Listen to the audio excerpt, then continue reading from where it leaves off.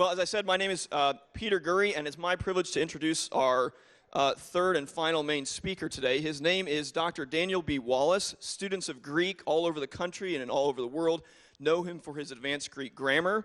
I know him for that as well. He did not have a hot seat, at least wasn't called that, but he certainly did have a hot seat, and I was in it more times than I wanted to be in his advanced Greek grammar class as well. And it's a great privilege for me to introduce him because Dan is very much the reason that I do what I do at the seminary. I teach New Testament, and my specialty is textual criticism.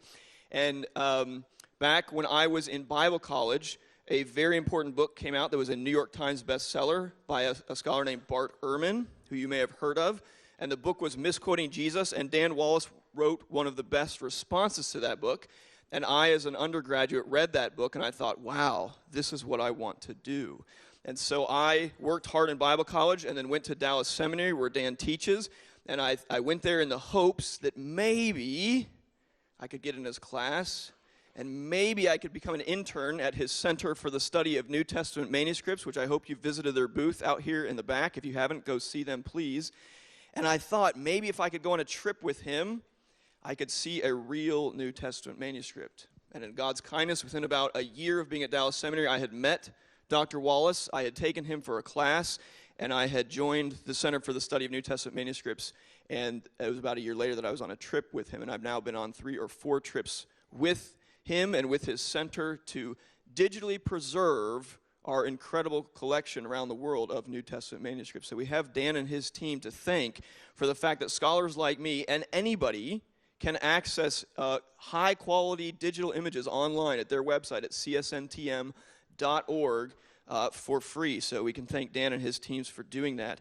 Dan is a husband to Patty and a father to 4 boys, Noah, Benjamin, Andrew, and Zachary. And there's a lot more I could say about Dan, but I want you to hear directly from him now. So would you join me in welcoming Dr. Daniel Wallace? Thanks, Peter. I didn't know that story about you reading that. Yeah. Good morning. I was told I have 95 minutes, and then we'll take a 5-minute break, and then 2 hours after that. Thank you for that introduction, Peter. I appreciate that. In fact, I can hardly wait to hear what I have to say after that kind of an introduction. But I need to say, you got the names of my boys all wrong. I don't know how you did that. My wife and I have been married for 45 years. We are a very godly couple, and the proof of that is we named all of our children after people in the Bible, but not Noah, Benjamin, Andrew, and Zachary. We named them after characters in one chapter of the Bible, Revelation chapter 6, the 4 horsemen of the apocalypse. So their names are death, pestilence, famine, and disease. And it's been really a very sad thing that every once in a while when I go to speak, death comes with me. But as you can also see just by looking at me, famine and I have never had much of a relationship.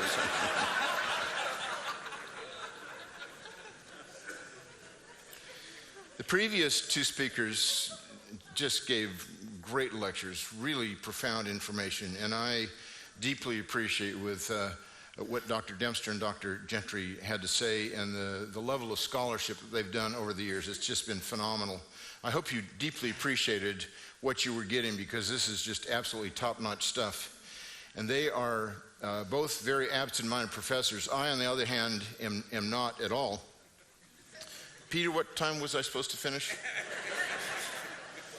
And this is Tucson we're at, right? Okay. Anyway. It was in the 9th century at a scriptorium near Dublin in a monastery in Kilkenny, about 100 miles away, that a young man by the name of Andrew was a new monk, and he started copying out the text as they did in these scriptoria, and it was a text actually in English. And so he got to be so good at his scribal duties that the abbot said, well, I think you could do some more work here. And he continued to work on these manuscripts. And finally, when he graduated from this it was kind of like a seminary, I guess. He got a letter of introduction from the abbot to go to another monastery where he would be a scribe full time. And so he gets to this other monastery with this letter of introduction. This is how people always used to travel, a sealed letter of introduction. And so when the abbot at this new monastery opened it, he said, okay, let me take a look here. And it said, this man is very particular. In fact, we might want to call him anal. Is that okay to say here? Oh, it's not a Southern Baptist school, so I guess it's all right. Yeah. Oh, sorry. Peter, where'd Peter go? I had to do that to you. So the abbot said, well, I think what this man should do is copy out the text. So he assigned Brother Andrew to start copying out manuscripts, and it was manuscripts of the monastery laws, the bylaws. And as he got into this, about a half hour later, he comes over and knocks on the door of the abbot and says, Holy Father, there seem to be some discrepancies here. Can I get some older manuscripts? And so the abbot showed him to another room and said, yeah, these are pretty rare. Go ahead and you can copy those. Just be really careful. I've never let a new monk copy these older manuscripts. In fact, almost nobody here has ever even seen them. So he starts copying these out. About 45 minutes go by. He goes back to the abbot's office, knocks on the door. Holy Father, there still seem to be some discrepancies. They're not copied very carefully. And so he said, is there anything that's older? And the abbot said, well, actually, we do have the original bylaws written some time ago, centuries ago, hidden in a vault, and nobody has seen them since they were copied one time way back then. But I think you can be able to handle this. And so just be really careful with these documents. So he took him down to this vault, a serpentine path in the bowels of the monastery, and Brother Andrew started to copy. And about 20 minutes later, there were 15 pairs of hands pounding on the abbot's door. Holy Father, this new monk has gone berserk. So they all rush down this serpentine path, get down to the bowels of the monastery in this archive room, and Brother Andrew is pounding his fist on the desk. And he's saying, they left out the letter R. They left out the R. And the abbot thought, this guy really is anal. He said, what do you mean? The word is supposed to be celebrate.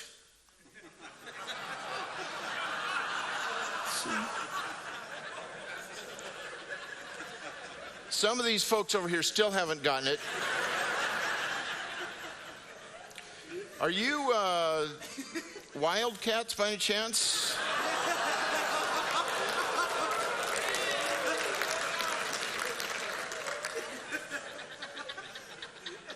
Sun Devils rock. All right. Title of my lecture is What We Have Now, What They Wrote Then. We're dealing with the text of the New Testament. And let me start by giving some quotes of skeptics, and we'll start with that great scholar, Dan Brown, in his book, The Da Vinci Code, where he says, the Bible has evolved through countless translations, additions, and revisions. History has never had a definitive version of the book. Well, you've all heard that. You go to Starbucks, you go work out at the gym, you do whatever you do in Phoenix because the sun is always shining and you don't have the humidity that we have in Dallas, so you actually get to be outside and enjoy it. I'm sorry, I was just complaining. But you talk to people. Oh yeah, the Bible's been translated and retranslated so many times we can't possibly get back to the original. That's kind of been the theme that we've been addressing this weekend, isn't it? In fact, last night when John Meade got up to speak, he quoted from Kurt Eichenwald. I didn't know he was going to steal my thunder, but I'm going to do it anyway again. This is in an article in Newsweek, which purportedly is actual news, facts. And notice he published this on December 23rd in 2014. These articles, these radio interviews, these TV shows always come out at Christmas and Easter, basically to say, Christians, just give it up. And so he wrote this article, The Bible's So Misunderstood, It's a Sin. And in this book, or in this article, he said, he talked about the game playing telephone with the Word of God. And here's what he says, what John Meade said last night, but it's worth saying again, because I didn't want to take this slide out. And anyway. No television preacher has ever read the Bible. Neither has any evangelical politician. Neither has the Pope. Neither have I. So far, I probably would agree with all that.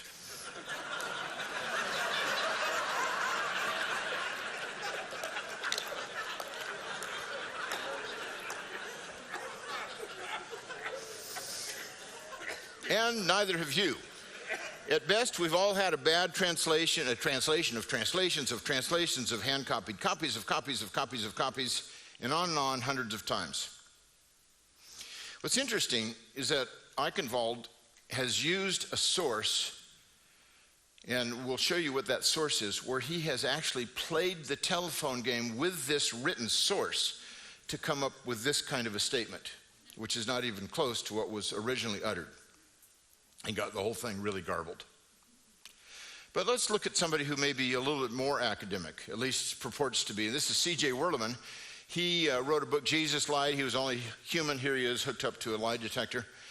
And he's an atheist. His first book, he likes to write provocatively titled books. His first book was called God Hates You, Hate Him Back.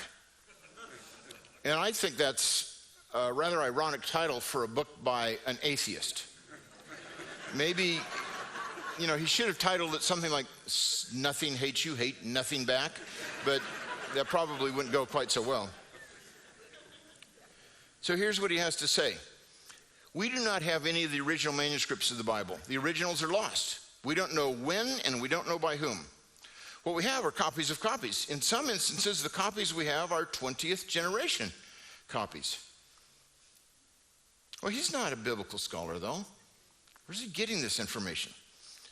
He's not getting it from a popular apologist in Britain for the Islamic faith, but this is perhaps the most challenging of these statements by non-biblical scholars. M.M. al-Azami has done a lot for the Muslim faith in Britain, and he wrote a book called A History of the Quranic Text from Revelation to Compilation, and then he compares it with the Old and New Testaments. He said, the Orthodox Church, being the sect which eventually established supremacy over all the others, and by that he doesn't mean the Greek Orthodox, the Eastern Orthodox, he means what we would today call Orthodox with a small o. That is, the essentials of the Christian faith that even Catholics, that Orthodox and evangelical Protestants believe about the death and bodily resurrection of Jesus Christ, and that his death in some sense atoned for sins. And also, most importantly, that the death of this one was the death of the theanthropic person, the God-man. And so he says, this Orthodox Church stood in fervent opposition to various ideas, also known as heresies, which were in circulation.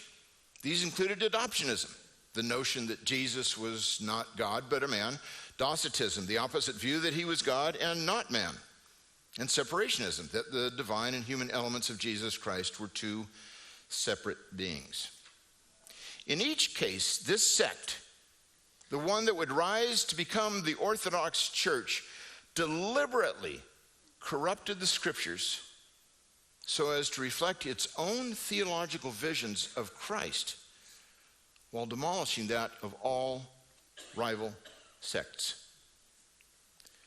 The significance of this is that Muslims throughout the world believe this myth, that in the 4th century, at the Council of Nicaea, Emperor Constantine commissioned the church to create the deity of Christ, as well as a bunch of other things that they basically believe. But he's not a biblical scholar either. Where do these people get this from? Well, Peter Gurry mentioned Bart Ehrman and his book, Misquoting Jesus, the story behind who changed the Bible and why. Bart is a biblical scholar. He's a bona fide textual critic, and he's a longtime friend. I've known him for 38 years. Yeah, at least 38 years so far. Bart went to Moody Institute in Chicago. That's where, Peter, you went, right? So we're wondering what's going to happen to you in a few years. And then he graduated from Wheaton College, another fine evangelical school, went on to Princeton Seminary to study under Bruce Metzger, a brilliant New Testament textual critic, perhaps the best textual critic of the 20th century, and a solid evangelical. While Bart was in his master's program, he got an MDiv then, he was still an evangelical. I met him in his first year of the doctoral program, and he said, I've abandoned inerrancy, but I'm still an evangelical. Well, he got his doctorate under Bruce Metzger in textual criticism, and Metzger told me that his master's thesis and doctoral dissertations were the finest he had ever seen in his 46 years of teaching. That's pretty high praise. In fact, Metzger believed in Ehrman so much that he and Bart Ehrman co-authored the fourth edition of the standard text of the New Testament that Bruce Metzger had originally written in 1964. This came out in 2005. So after a few years, Bart kept moving further and further and further to the left, until in the year 2005, just weeks after this fourth edition of the Metzger-Ehrman textbook came out, Misquoting Jesus was published, and it really discouraged Bruce Metzger to see this. Perhaps what discouraged him also was that here it's Misquoting Jesus, but it has Hebrew in the background, not Greek, and it's upside down. I don't think Bart had anything to do with the cover. He actually wanted to have Lost in Transmission as the title, but I thought that Barnes & Noble would put it in the automotive section, so that really is true. So a few weeks after this book came out, which is really trying to discourage you from thinking that we have a reliable text, he was on Jon Stewart's The Daily Show. And on that show, Stewart interviewed him and he said, man, I want to congratulate you. This is one hell of a book, which is a really interesting adjective to use for a book about Jesus. Within 2 days, Misquoting Jesus was perched atop Amazon books, number one. Within 3 months, it sold 100,000 copies. It has affected students in colleges throughout the country. Bart Ehrman has become the number one skeptic against Christianity in this country, at least. And today he claims to be an agnostic atheist. It depends how you want to define the terms. So he continues to move further and further to the left. And so what he says is, not only do we not have the originals, we don't have the first copies of the originals. We don't even have copies of the copies of the originals, or copies of the copies of the copies of the originals. We know where C.J. Werleman got his stuff from. It's right from this book. Then at the end of the book, Ehrman says, the more I study the manuscript tradition of the New Testament, the more I realize just how radically the text had been altered over the years at the hands of the scribes. It would be wrong to say, as people sometimes do, that the changes in our text have no real bearing on what the texts mean or on the theological conclusions that one draws from them. This is what M.M. al-Azami was saying. So here's a bona fide scholar who's making these claims, and I will tell you later about an updated edition of his book that was a paperback. That's going to be at the end of the lecture, but stay tuned. I'm going to quote Bart again a couple of times. It's always fun. But here's how I want to begin this. By the way, my lectures tend to have a preface that's about 3/4 of the lecture, and then we get into the meat of it. Now, this is very much like the Old Testament and the New Testament.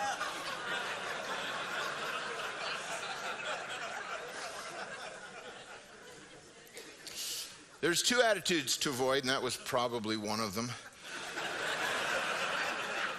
The first is radical skepticism. These people have said, there's no way we can get back to the original. Forget about it. The Bible has been changed.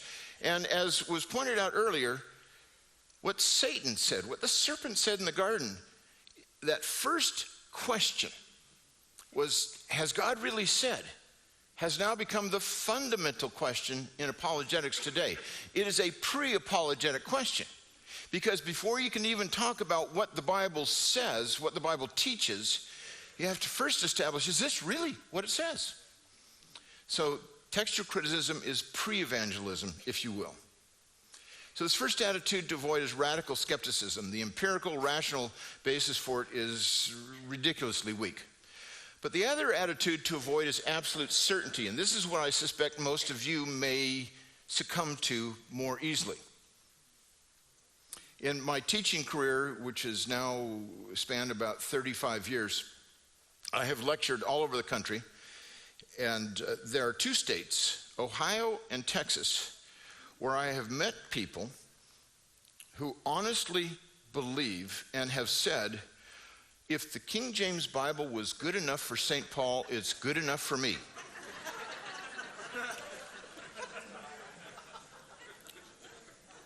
Now, in Ohio, I'm not sure how to respond to that, but in Texas, what I say is, I want to pitch the conversation at a level that they can grasp. And I said, well, how about them Cowboys? And that's where we go. But you come to church, you bring your Bible, you call it the Word of God, which it is, but is every word in it the words of God? And to that, I can say no, it's not. What we have is, let's say you use the 2011 NIV, but before that you used the 1984 version of the NIV. Even if the English translation was exactly mapped the way the ancient languages did, so that there would be nothing lost in translation, everything would be exactly the same, we'd have to say one of these two cannot be the Word of God in every respect, because their word changes. What about the New American Standard Bible that came out in 1970, then the revision in 1995? What about the ESV that first, when it came out, said, we will never change the text? And then weeks later they said, okay, we will change the text because we have to keep up with the English language and recognize that there's scholarship that is helping us to understand things differently. Even the King James Bible itself went through 3 major revisions that included over 100,000 changes, almost all of them minor, little spelling differences, but they were still changes to the text. So when somebody says, the King James Bible, that is absolutely the Word of God in every single respect, I ask, which King James Bible is it you're using? It's inevitably the 1769, but we won't get into that. They don't know that. But this is the danger that you all have. If you have absolute certainty, you're going to come crashing down because you might think in every single detail what you have in your hands today is the Word of God. So where between these two extremes should we live? Radical skepticism, absolute certainty. I'm going to try to present a via media that moves a little bit closer to one side than the other. So there's 4 questions I want to answer. We're still in the preface. Did you know that? How many textual variants are there? What kinds of textual variations are there? One has to do with the number, the other has to do with the nature. What theological beliefs depend on textually suspect passages? And has the essence of the Christian faith been corrupted by the scribes? Those are the 2 attitudes to avoid. These are the 4 questions to answer. And so we're ready to get actually into the main part of the lecture. Oh no, there's another preliminary question. Don't we have the original New Testament anymore? No, we don't.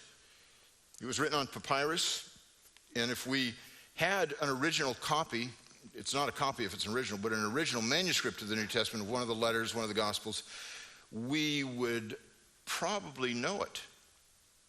For one thing, it would be written on a scroll instead of a codex. The codex are modern book form where it's cut on one side and then you have cut pages. I mean, it's sewed in on one side, cut pages, then you open. If you're over 30, you've seen a codex. If you're under 30, you've never seen a codex because the only books you've ever seen are on your computer, and you've gone retro on us. You scroll. I mean...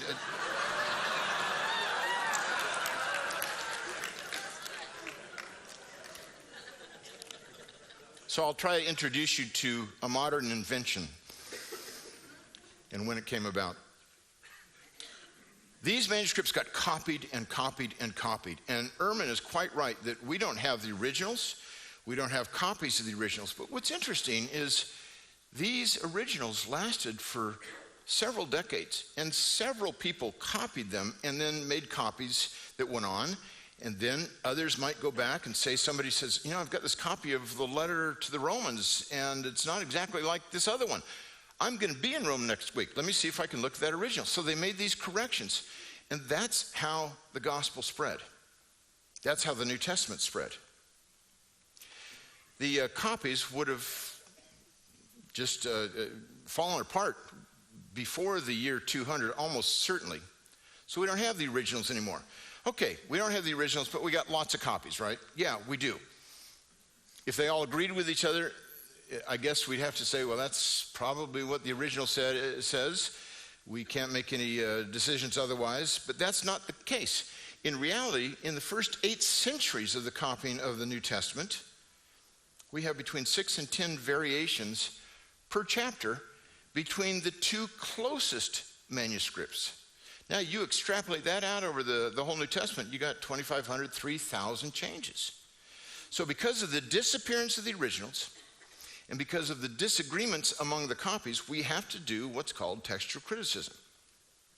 Okay, last preliminary question, I think. What is a textual variant? It's any place among the manuscripts in which there is variation in wording, including word order, omission, or addition of words, even spelling differences. That counts as a textual variant. Now, let me just tell you there are 138,162 words in the Greek New Testament, and don't ask me how I know that. My first game to Chavez Ravine, where the Los Angeles Dodgers were playing, it was a doubleheader. It was back in 1960, I think. At the end of the twilight doubleheader, my dad took me home. He said, well, what'd you think of the game? I said, I'm not sure. But did you know that there's 155,800 lights in this stadium, and 361 of them are burned out? That's the last time he took me to a baseball game. So don't ask me how I know how many words are in the Greek New Testament. However, about 138,000. Bart Ehrman likes to say we have more variants than we have words in the New Testament, and that's one of the few understatements he has made. We have textual variants in the manuscripts. Peter Gurry actually has done absolutely the best work on this in a scholarly journal, and he said there's about 500,000 textual variants. But he was not counting spelling variants. So those are about 2/3 of it. So my estimate is we have about 10 times as many textual variants as we do words in the New Testament. That's great news. My time is up. Let's close in prayer, shall we?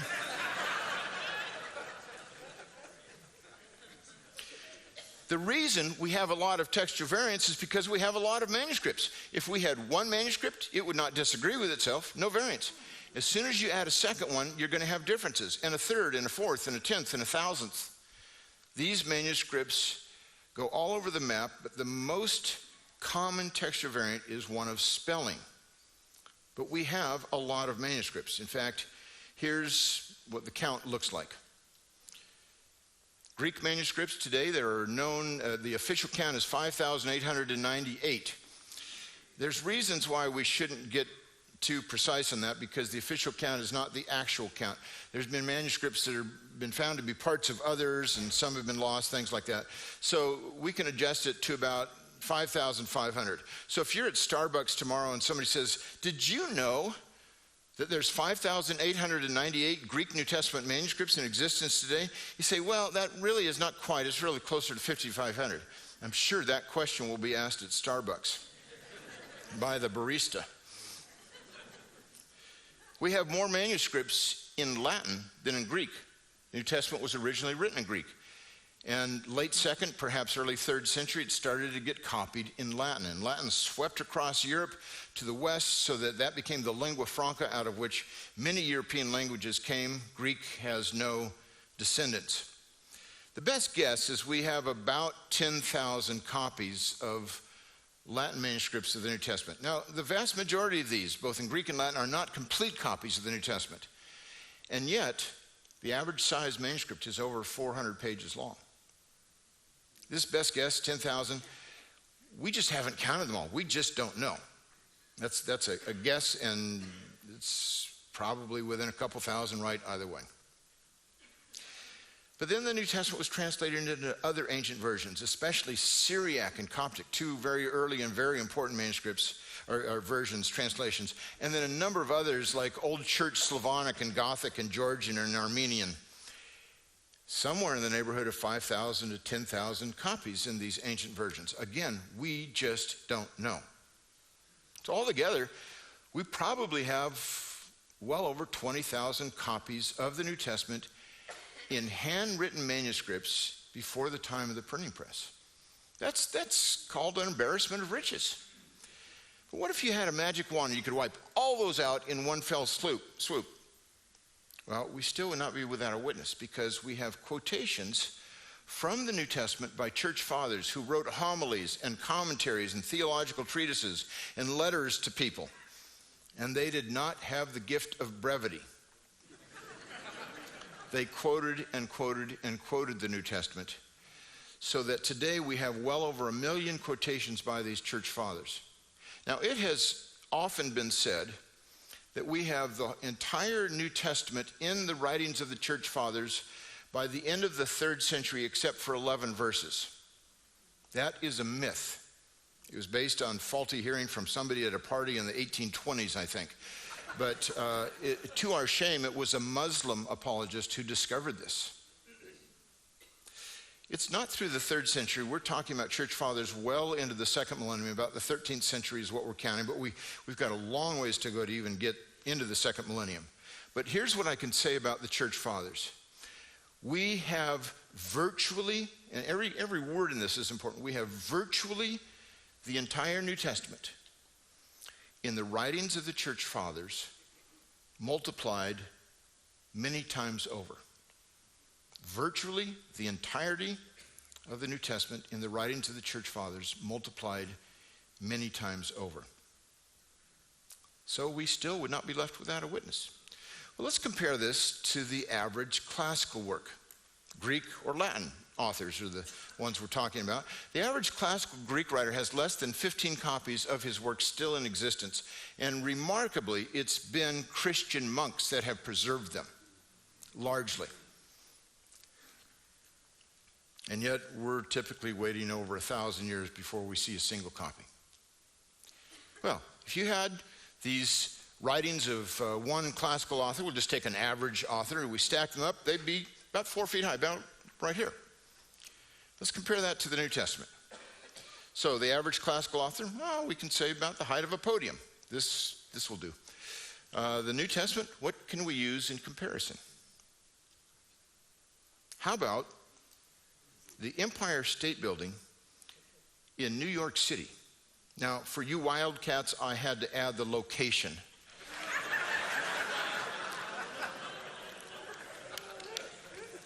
Do we have any U of A alumni here? Oh, you're over there. Okay. I will tell my jokes more slowly then, for your sake.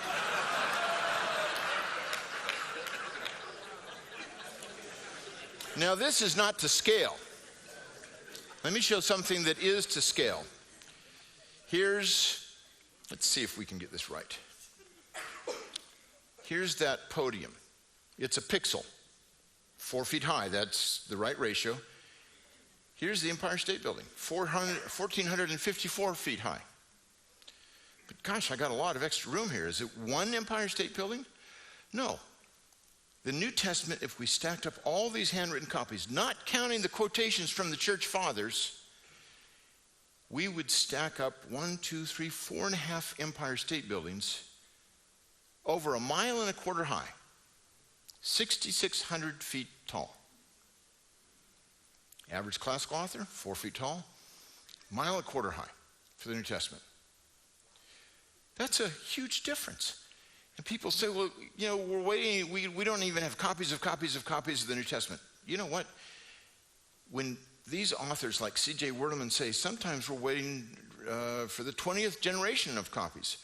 That's not true for the New Testament. He just made that one up. But it really is true for almost all classical authors.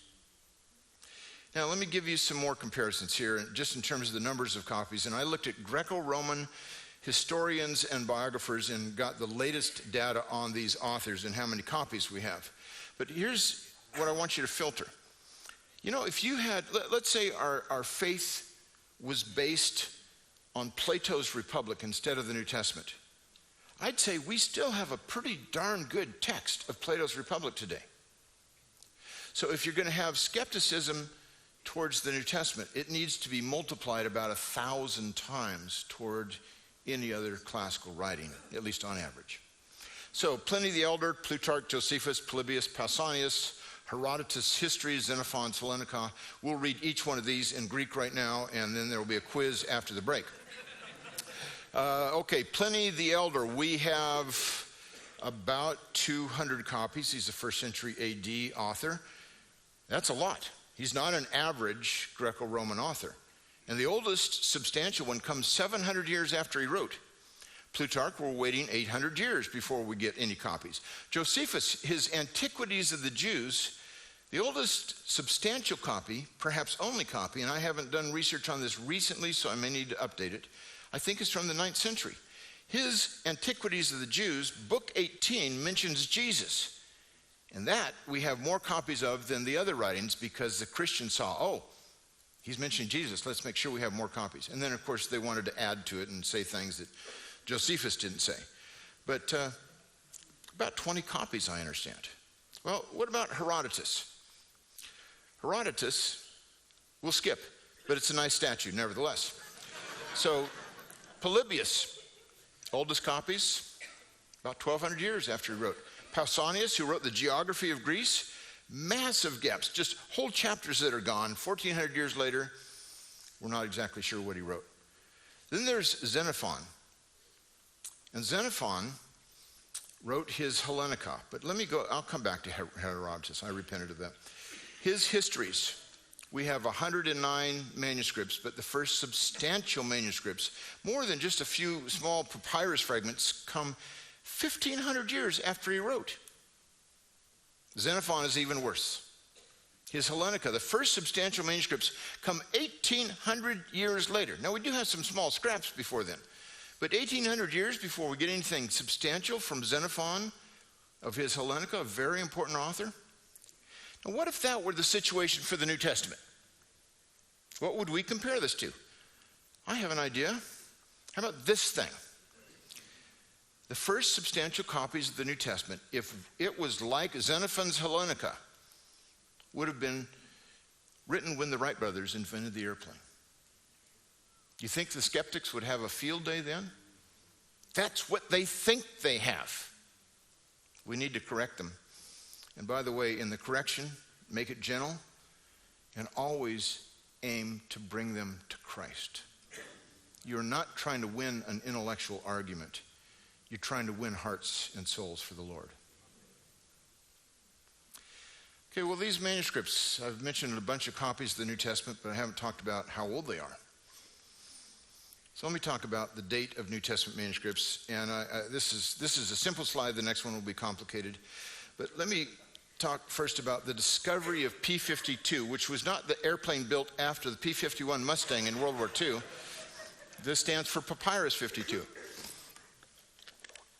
Now, let me go back a few years to the year 1844. Some of you looked like you were there then. That was unnecessary. Only wildcats. Okay, so Ferdinand Christian Bauer wrote in the Tübinger Jahrbuch an article in which he argued that the date of John's Gospel must be after AD 160 and probably closer to AD 170. F.C. Bauer was the father of theological liberalism, or the Tübingen school in Germany. And Bauer had been a student of Hegel at the Tübingen University. Hegel, you may remember, because we get Hegelian dialectic from him. Now, this is a Saturday morning. You don't want to hear about Hegelian dialectic, so let me put it in simpler terms. Thesis, antithesis, synthesis. You all have heard of that. That's Hegelian dialectic. So let me give an illustration. So, father of a teenage girl. Some of you are fathers of teenage girls. The thesis, you will never get a tattoo on your body. The daughter says, I want to get a tattoo on my body. That's the antithesis. The synthesis is she gets a tattoo on her body. So it doesn't always quite work out the way it's supposed to. But what Bauer said is there was a Jewish Christianity and a Gentile Christianity, and they didn't come together where they agreed with each other until after 160. He put John's Gospel at 170, the book of Acts about that same time. What this effectively did, it said there is no historical reliability in John's gospel whatsoever. For the next 90 years, his view reigned supreme. John's Gospel was not a first century document and therefore had no historical value. In 1934, 90 years later, a man by the name of C.H. Roberts, a recent doctorate, Dr. Roberts, he'd recently gotten his doctorate, and he was a great paleographer, papyrologist. He worked in ancient papyri. He could date manuscripts. I know that sounds weird. He could...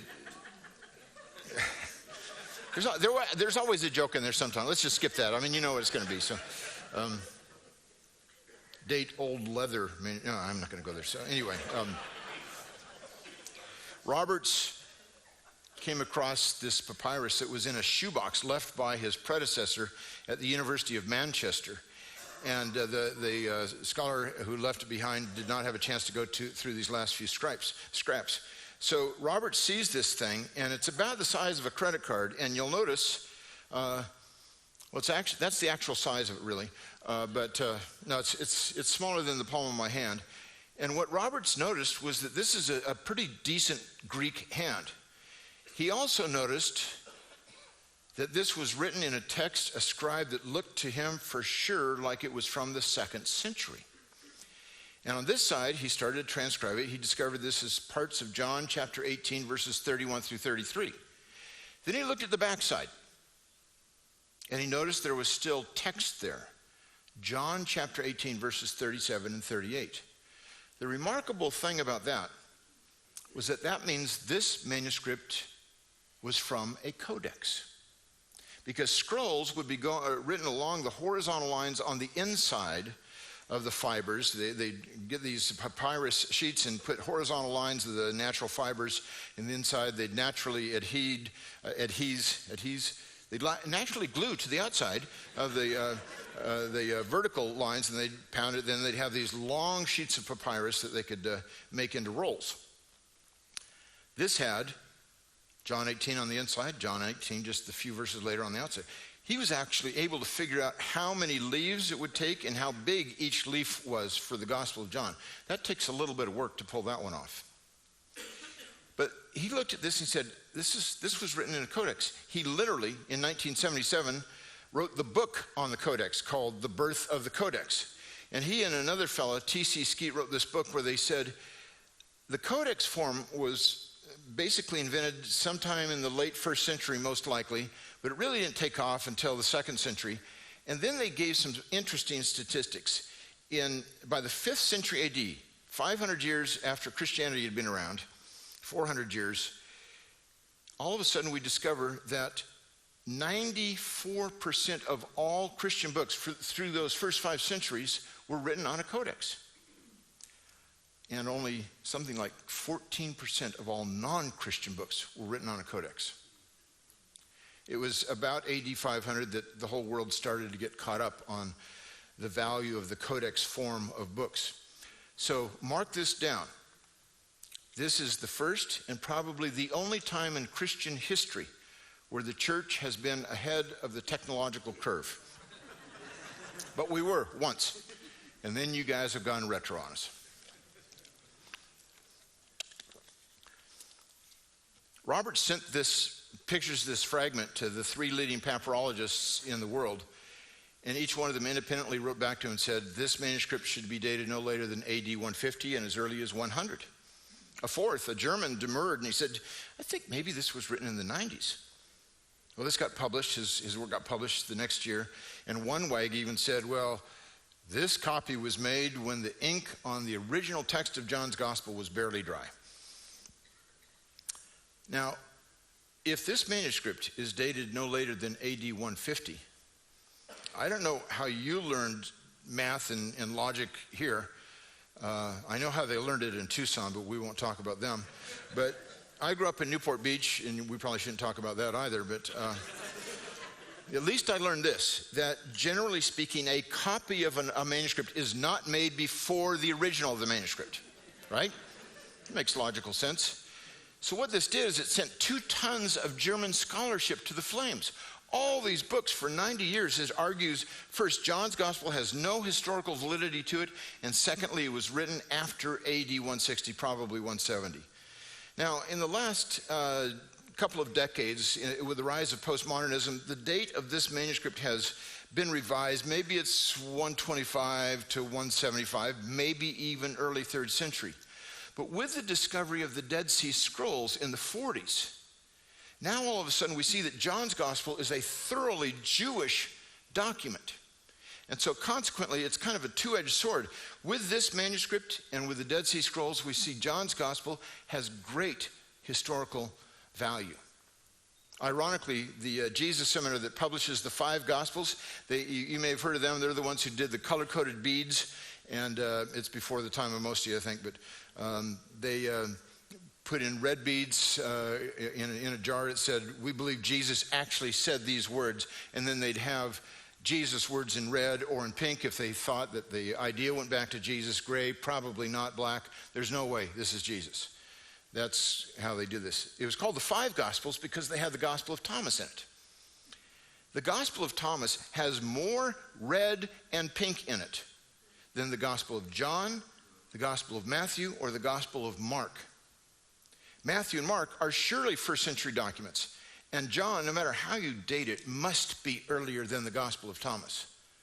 But because of scholarship's love affair with these apocryphal works, it gets relegated to the back seat. Nevertheless, Bauer's hypothesis of zero historical value to John's gospel, we can certainly say is quite incorrect.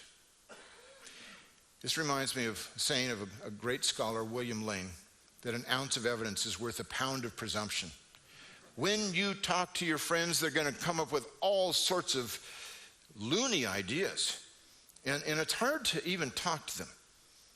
Just ask the question, where's your evidence? Well, I found it on Google. Well, maybe trace it down a little bit further than that. Wikipedia, well, maybe go a little further than that. Anyway, talk about the evidence we have. That's what's on our side. So here's the complicated slide, and I'll go through this real quickly. The Greek New Testament manuscripts, century by century. It's not just P52 that is early. We have as many as 12 manuscripts that may be from the 2nd century. It's extraordinarily difficult to date these manuscripts, but it's something along those lines. So all the way through the 10th century, we have at least 967 manuscripts of the New Testament in Greek. The next century, that number doubles. Now, there are 4 times more New Testament manuscripts within the first 200 years than the average Greco-Roman author has in 2,000 years. This is just unbelievable data. Within 900 years of the New Testament's completion, almost 1,000 manuscripts in Greek alone. Within 900 years of the average classical author's writings, there are 0 manuscripts. We've got a lot of data on our side.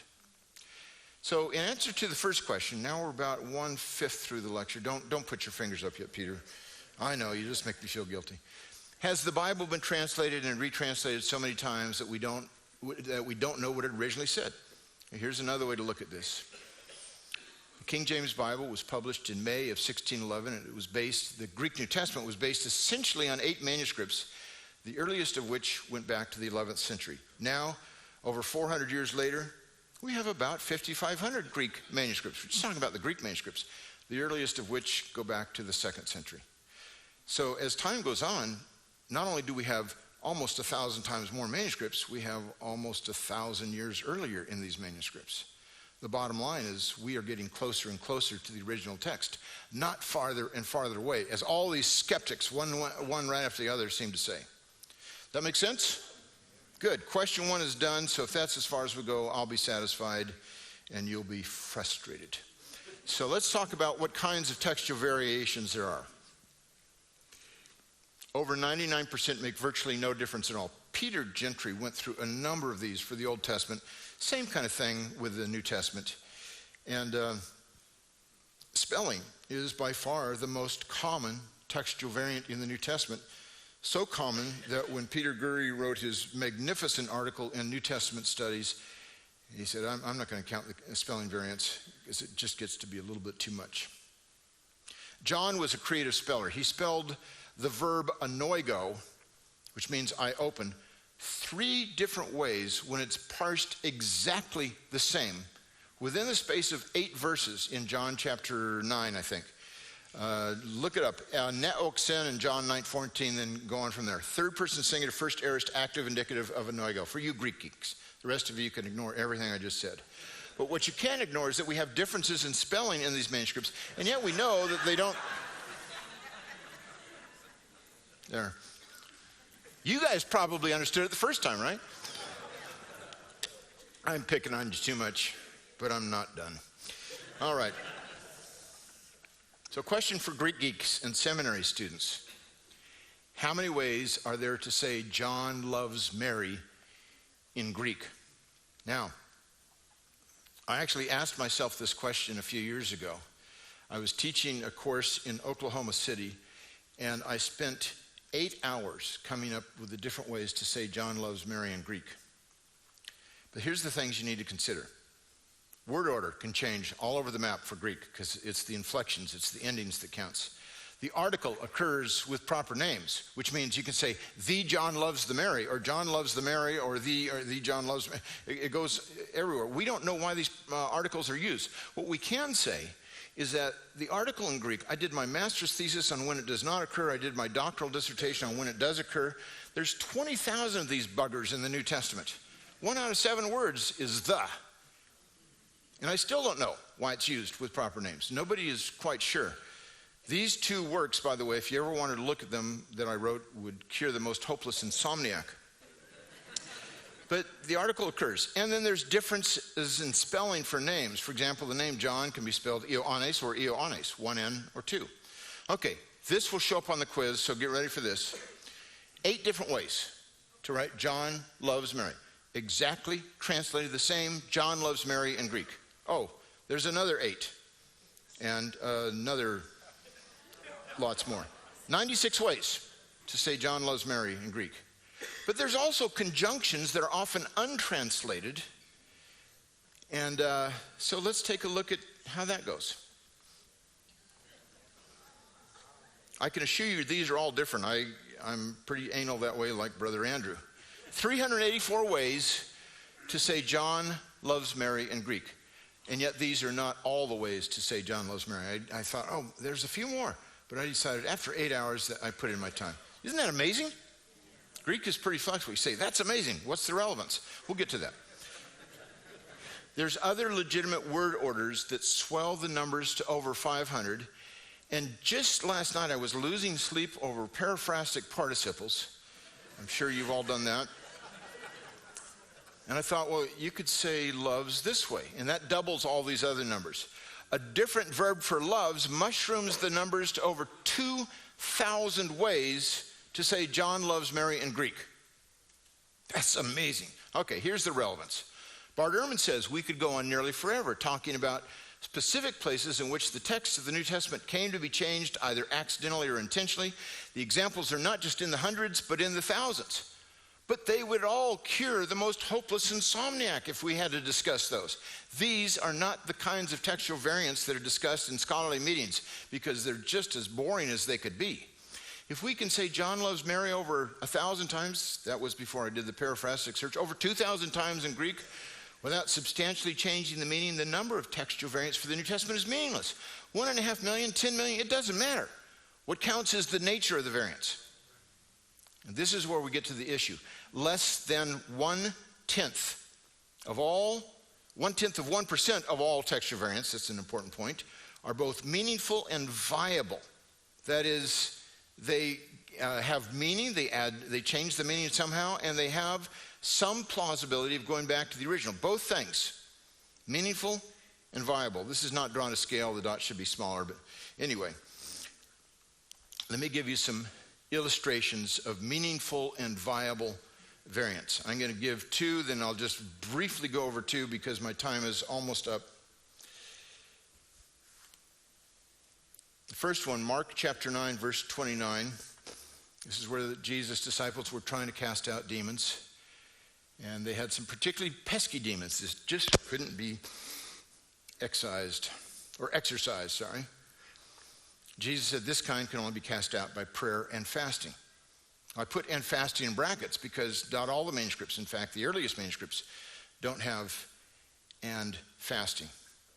Now, most scholars would say the exorcism here meant just prayer. The statement ended in prayer, not fasting. And as you can see, just by looking at me, I agree with a shorter reading.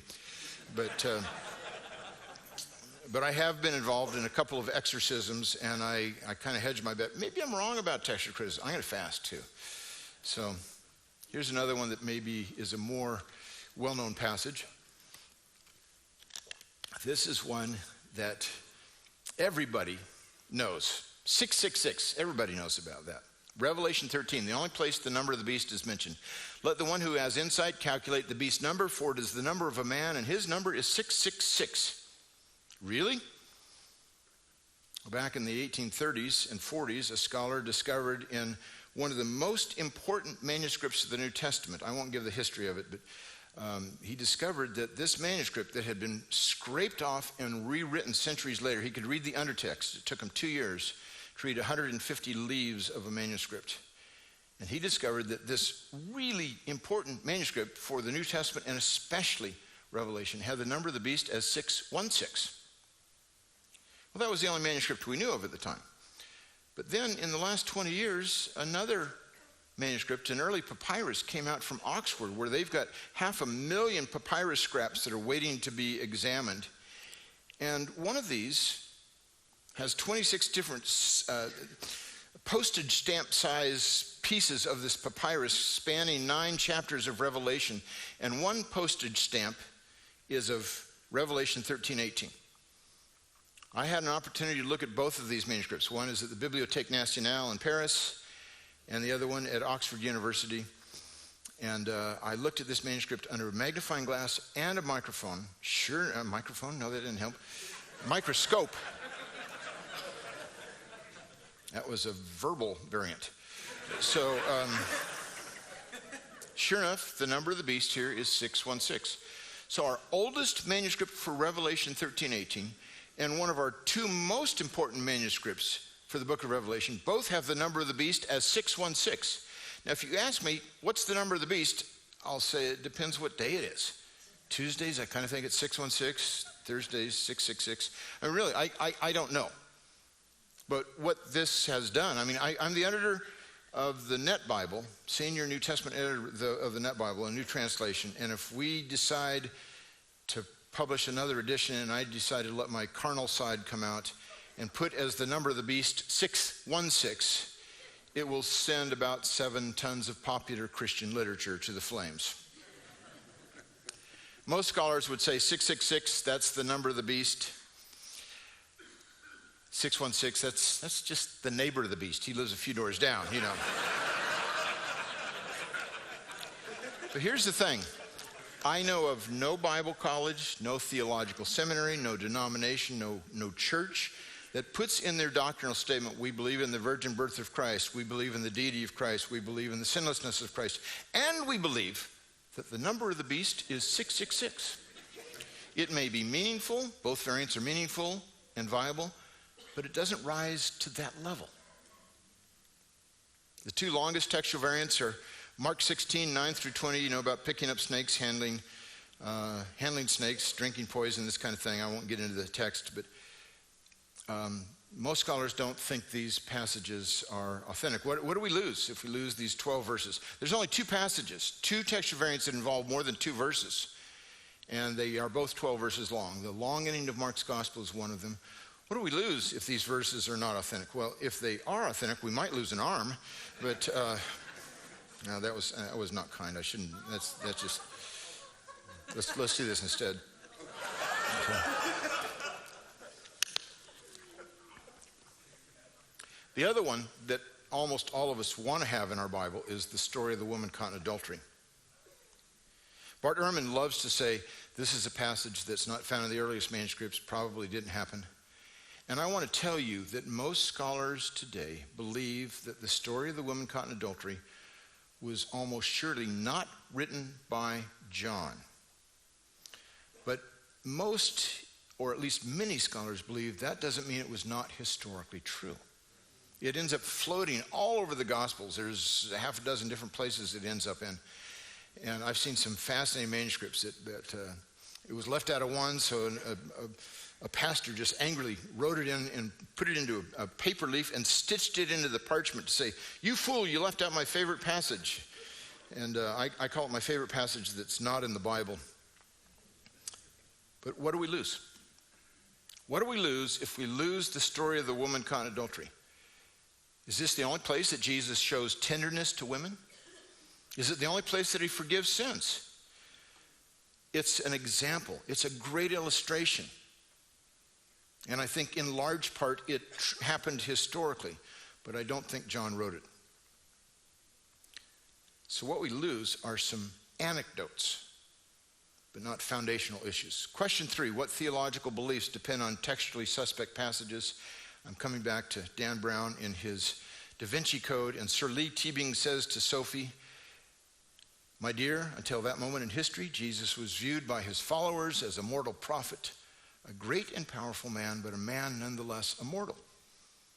That time in history, that moment, was the Council of Nicaea in 325, when allegedly Constantine invented the deity of Christ. That's what Dan Brown believes. That's what some of these Muslim apologists believe. 4th century, finally Jesus gets to be God. Really? Let me show you an ounce of evidence again. This is papyrus number 66, dated right around AD 200. Read along with me if you will. This is John chapter 1. I'll just translate because of time. In the beginning was the Word, and the Word was with God, and the Word was God. Have you ever heard it read that way? This is 125 years before the Council of Nicaea. How could that possibly be if Constantine invented the deity of Christ? Because he didn't invent the deity of Christ. Every single manuscript of John's Gospel, no matter the date or the language, says virtually the same thing. In John 1:1, Jesus is unequivocally called God. The same can be said for the major passages that affirm Christ's deity, his virgin birth, his sinlessness, his death on a cross, bodily resurrection, and his second coming. There are no passages where you get a denial of these things. You might not have an affirmation, but the lack of an affirmation is not the same thing as a denial. And that's really important to point out. King James has an extra verse on the deity of Christ here, but that doesn't mean that the other translations don't recognize and admit and strongly affirm the deity of Christ. That makes sense to you? Very, very important. Question 4.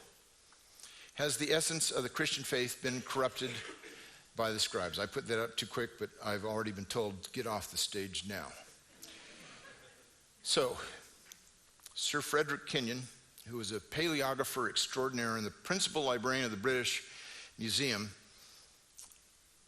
80 years ago, had this to say. Brilliant scholar, published 3 of the most important papyri of the New Testament in the world.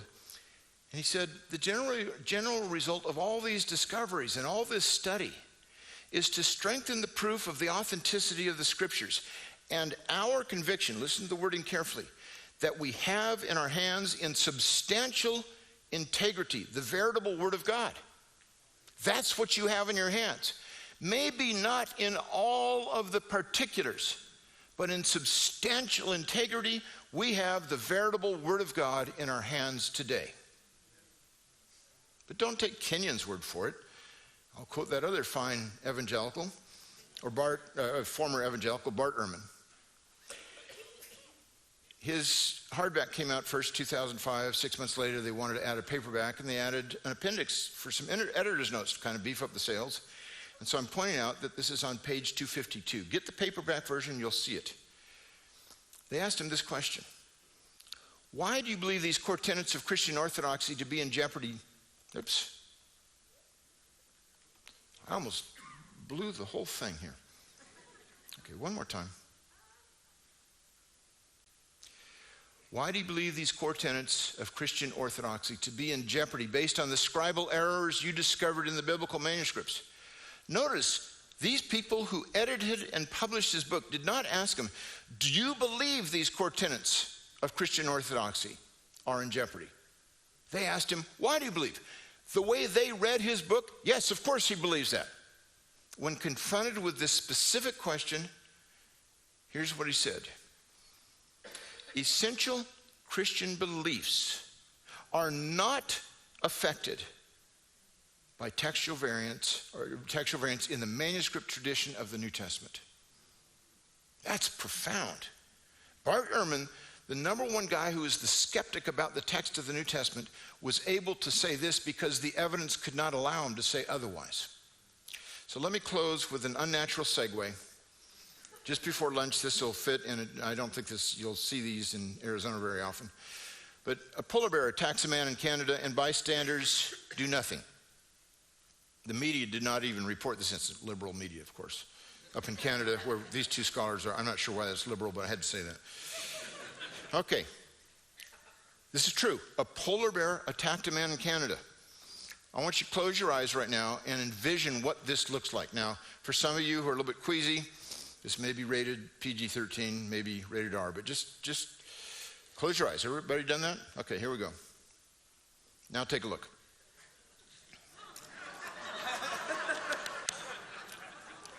That's not the response I expected from a polar bear attacking a man. The polar bear attacking the man, this is a parable, is the variance to the text of the New Testament. The New Testament are his 501 blues, his Levi's. Did it affect him? Did this polar bear hurt him? In fact, we should say the text is actually his leg, and the jeans are just the cover for it. But the fact is, even these attacks on the New Testament that we might call these hundreds of thousands of differences among the variants do not affect the substantial integrity of the Word of God. And that you can take to the bank. Thank you.